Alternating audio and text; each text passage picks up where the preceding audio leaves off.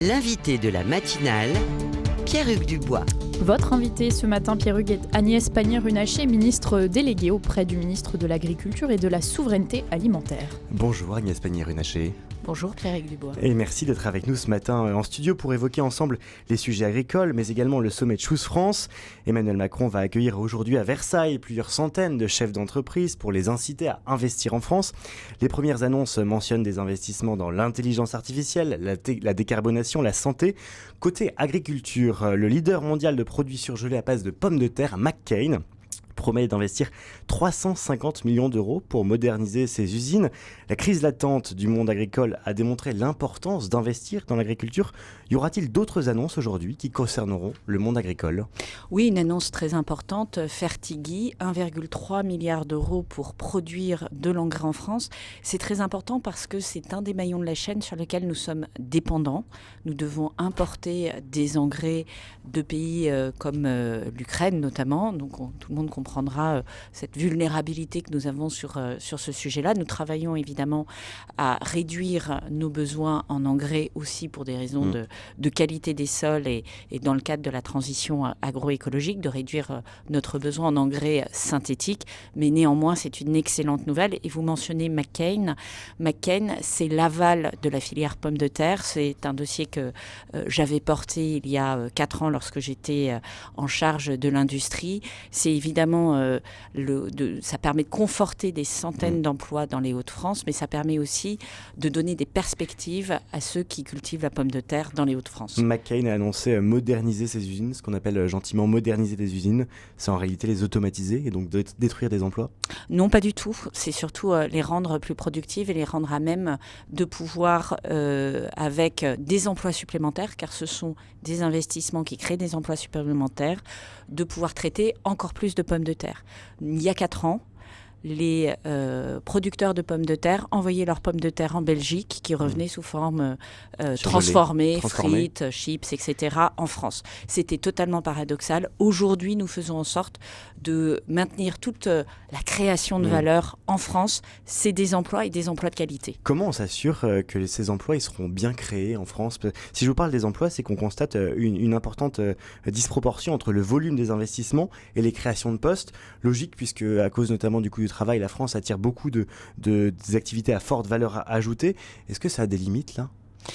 En fait, ce qui est important, c'est d'avoir des emplois qui soient à la fois accessibles à tous les niveaux de formation, c'est le cas des emplois industriels, et qui soient très bien rémunérés. Il faut avoir en tête que dans l'industrie, des emplois qui sont à 2 fois le SMIC, 3 fois le SMIC, c'est très courant, en particulier dans les industries de type métallurgique. Un soudeur, un chaudronnier gagne beaucoup mieux sa vie qu'un SMICard, et c'est une très bonne chose. Et derrière ces emplois, il y a des emplois induits. Pour un emploi industriel, vous avez 3 à 4 emplois induits sur le terrain. Ça va être tous les sous-traitants, ça va être aussi tous les services publics en appui d'un certain nombre d'emplois. Et je veux rappeler ce chiffre parce qu'il est très important. Entre 2000 et 2015, la France a détruit 1 million d'emplois industriels. Vous imaginez l'impact sur l'emploi et le rôle dans le chômage de masse que nous avons connu lorsqu'on dit qu'un emploi industriel, c'est 3 à 4 emplois induits. Depuis 2017, nous avons créé plus de 100 000 emplois industriels. Ce n'est pas rien et cela explique notamment la baisse du chômage et l'augmentation du taux d'emploi en France. Et il y a un an, il y avait un précédent sommet de Choose France, 13 milliards annoncés. Ça ne correspondait qu'à 2000 emplois. Il en manque près de 2 millions pour atteindre le plein emploi. Oui, mais comme je vous l'indiquais, il y a un effet de locomotive de l'emploi industriel. Et c'est ça qui est important. Et bien entendu, tous ces emplois industriels qui sont créés par des investisseurs étrangers, c'est aussi des emplois qui entraînent la locomotive française et les PME industrielles françaises. Donc il faut voir l'ensemble de la filière. Ces emplois, ils sont aussi durables. Sécuriser la productivité d'un site industriel, c'est-à-dire s'assurer qu'il est avec les meilleurs investissements, la meilleure robotisation, ça a deux éléments. La première chose, c'est que vous sécurisez le site dans la durée. La deuxième chose, c'est des conditions de travail fortement améliorée. Il faut aussi penser à ça. L'industrie, ce n'est pas les années 70 avec des corps meurtris à 50 ans. C'est aujourd'hui des industries qui sont robotisées, des conditions de travail qui sont aussi bien meilleures que dans beaucoup d'autres secteurs. L'objectif pour l'exécutif, c'est donc l'emploi. Mais quel type d'emploi voulez-vous créer ? Eh ben, c'est ce que je vous indique, c'est-à-dire des emplois qui sont accessibles du CAP, Tous les niveaux de formation, ce que vous disiez. CAP, Bac Pro plus 2 ans, BTS, etc. Et des emplois qui sont en moyenne beaucoup mieux rémunérés que la moyenne française. Vous savez que aujourd'hui, beaucoup de Français sont rémunérés au SMIC. Nous voulons faire en sorte de leur donner des perspectives et l'industrie en donne. Et dernier point d'ailleurs sur Choose France, la plus grosse annonce pour l'instant revient à Amazon avec un investissement de plus d'1 milliard d'euros. Ce sont des emplois... De plus de 3 milliards d'euros. Plus de 3 milliards d'euros, pardon. Ce sont des emplois principalement créés dans ces centres logistiques. Des emplois payés au SMIC, là aussi, où Gabriel Attal voulait désmicardiser la France. Alors là, on est dans une autre logique.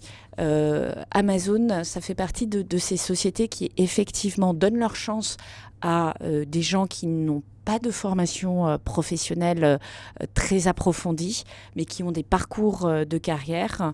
C'est la promesse qu'ils font, et ce qui est important, c'est de s'assurer que cette promesse soit délivrée. Vous avez des gens qui ont des parcours grâce à Amazon qui leur met le pied à l'étrier. Bien entendu, alors encore une fois, ce sont des investissements privés, c'est de l'argent privé. Il peut y avoir des soutiens publics à l'appui d'un certain nombre d'investissements. Lorsqu'il y a des soutiens publics, nous assurons que la réalité du projet est mise en œuvre et il n'y a pas un euro public qui ne soit versé, qui ne corresponde pas à une dépense publique, une dépense réalisée sur le territoire français. Donc nous ne finançons que des investissements qui sont réellement réalisés en France. Je veux le préciser, c'est important pour ceux qui nous écoutent. Nous sommes avec Agnès Pannier-Runacher, ministre déléguée auprès du ministre de l'Agriculture et de la Souveraineté Alimentaire. Le projet de loi d'orientation agricole arrive cette semaine en séance à l'Assemblée. Quelles sont les lignes rouges sur lesquelles vous ne transigerez pas ? Je crois d'abord qu'il faut dire ce que c'est que ce projet de loi. Ce projet de loi, il répond à des demandes très précises de la part des organisations professionnelles agricoles. C'est un des éléments des 70 engagements pris par le Premier ministre et le Président de la République pour sortir de la crise agricole. Ça n'épuise pas tous les sujets de la crise agricole. Je vais aussi redire une chose. 2 éléments sont assez centraux dans cette crise agricole. Le premier, c'est le dérèglement climatique, qui depuis 5 ans impacte très fortement les rendements des agriculteurs. Et ce dérèglement climatique ne va pas disparaître la semaine prochaine. Donc nous devons accompagner les agriculteurs dans la durée. C'est ce que nous allons faire avec des mesures complémentaires. La deuxième chose, c'est ce qui se passe en Ukraine. L'Ukraine, c'est la fermeture de débouchés vers la mer Noire par Vladimir Poutine. C'est une politique qui utilise l'agriculture et l'alimentation comme arme de guerre et qui a des conséquences sur les marchés, augmente le prix de l'énergie et des engrais, écrase le prix des céréales. Et donc là aussi, ça a un impact sur notre agriculture. Le projet de l'orientation agricole répond en partie aux besoins des agriculteurs. D'abord en posant le fait que l'agriculture, c'est une activité souveraine, fondamentale pour la nation. C'est important de le dire. C'est un besoin de reconnaissance qu'avaient les agriculteurs. Deuxièmement, en prenant des mesures qui facilitent l'installation de futurs agriculteurs. Pourquoi ? Parce qu'un agriculteur sur 2 va partir à la retraite dans les 10 ans qui viennent. Mais vous mentionnez la guerre en Ukraine et le dérèglement climatique. Ces 2 causes sur lesquelles l'exécutif peut quelque chose sur le dérèglement climatique, un peu moins sur la guerre en Ukraine. Les agriculteurs veulent être rassurés. Ce que vous nous dites ce matin, c'est que ce projet de loi ne peut pas totalement les rassurer. Non, c'est un des éléments. Il y a 70 engagements, je le redis, et vous avez plusieurs projets de loi qui vont s'enchaîner pour répondre et donner une réponse d'ensemble aux agriculteurs. Un projet de loi sur les phytosanitaires, un projet de loi sur le revenu des agriculteurs, le fameux prolongement des États généraux de l'alimentation qui avait conduit à mettre en place des mesures législatives et réglementaires qui permettent de mieux rémunérer les agriculteurs dans l'enchaînement industrie et distribution, et un certain nombre de textes réglementaires que nous avons d'ores et déjà publiés au journal officiel. Donc c'est une réponse multifacette à une crise qui est elle-même multifacette, et le projet de loi orientation agricole est un élément important de cette réponse, mais ne constitue pas la réponse globale, puisque nous avons d'autres projets de loi, d'autres textes. Je précise une chose, tout ça sera fait et terminé dans l'année 2024. Nous avançons à un rythme très soutenu. Et pour autant, vous disiez une crise multifacette. Une des facettes de cette crise, c'est aussi les oppositions du monde écologiste. Je pense notamment à ces manifestations ce week-end contre les méga-bassines dans le Puy-de-Dôme. La Confédération paysanne appelle à un moratoire national sur ces méga-bassines, ces grandes retenues d'eau. Faut-il un moratoire national ? Absolument pas. La Confédération paysanne n'est pas du tout représentative sur ces sujets-là du monde agricole. Elle est très largement minoritaire, même si c'est un des syndicats agricoles. Et pourquoi on a besoin de précisément avoir une stratégie en matière d'eau ? Parce que le dérèglement climatique nous l'impose. Et parce que depuis que l'homme est agriculteur, il a toujours géré la gestion, il a toujours géré la ressource en eau. Nous, ce que nous voulons, c'est de la sobriété en eau. Et nous avons fait un plan sobriété eau l'année dernière, avec un objectif de diminution de notre consommation d'eau de 10%. L'agriculture fait partie de ce plan, mais nous voulons aussi mieux gérer la ressource en eau. Et gérer la ressource en eau, c'est être capable de la stocker lorsqu'on a des précipitations, de la stocker lorsqu'on est à l'aise par rapport à la ressource en eau, c'est-à-dire l'hiver, de façon à la réutiliser l'été. Et pourtant, il y a un impact dans l'environnement de ces méga-bassines. C'est faux. Alors, je vais être très claire.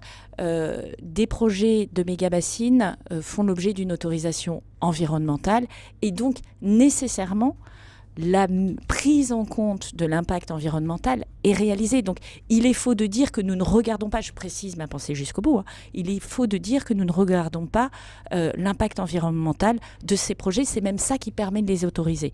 Donc, soyons très clairs. Nous voulons accélérer sur la gestion de l'eau. C'est une responsabilité politique dans un monde où nous faisons face à du dérèglement climatique. La gestion de l'eau, ça suppose des infrastructures. Nous les mettons en place et nous les accélérons. Ces infrastructures, elles sont autorisées en fonction de leur impact environnemental. Celles qui ont peu d'impact sont autorisées. Celles qui ont un gros impact ne seront pas autorisées. Les choses sont très claires. Et derrière cela, il y a une logique. Ça veut dire quoi ? C'est quoi le critère ? Vous avez des études d'impact environnemental très précises. Vous savez, en droit environnemental, nous sommes un des pays les plus exigeants au monde. On ne peut pas à la fois nous reprocher d'avoir trop de normes et d'être les plus exigeants au monde en matière environnementale et ensuite nous dire que nous n'avons pas ces exigences-là. Donc moi, je le dis très clairement aux écologistes, il faut sortir de la caricature du blanc et du noir. Cela affaiblit le pays, cela malheureusement ne permet pas d'améliorer la gestion environnementale dans notre pays parce que nous mettons nos agriculteurs en grande difficulté et l'enjeu, c'est aussi de nourrir les populations. Dernier sujet, parce que l'agriculture, c'est aussi l'Europe, la politique agricole commune. Parlons de l'Europe. La candidate de votre camp, Valérie Ayé, est controversée. Certains lui reprochent de ne pas avoir les épaules. Ce week-end, elle a été prise en photo avec des militants d'ultra-droite. Elle invoque un piège. La naïveté est une faute, répond l'écologiste Benjamin Lucas. Selon vous, Valérie Ayé est-elle le bon choix ? Oui, c'est le bon choix et je trouve cette polémique pathétique. Elle montre à quel point les oppositions ont peu d'arguments à opposer au bilan et au programme de la majorité présidentielle. Nous, on les attend sur le fond. Quel est leur projet pour l'Europe ? Quelle vision ont-ils justement des transitions écologiques et agroécologiques que nous devons mener ? Comment souhaitent-ils rendre l'Europe plus forte pour faire en sorte que la France soit plus forte ? Nous avons des propositions très précises, très ambitieuses. Nous avons également un bilan. Je rappelle que c'est la France qui a entraîner l'Europe dans la reconnaissance du nucléaire, précisément pour apporter une réponse, que c'est pas forcément au défi. Votre camp a changé d'avis là-dessus sur le nucléaire. Moi, je vous répondrai que pour avoir porté la réforme du marché européen de l'électricité, pour avoir porté les textes sur l'électricité, c'est bien la France qui a été à la manœuvre et c'est bien la France qui a su imposer un point de vue européen à la Commission européenne et à l'Allemagne. Le reste, c'est la littérature. Parlons du fond.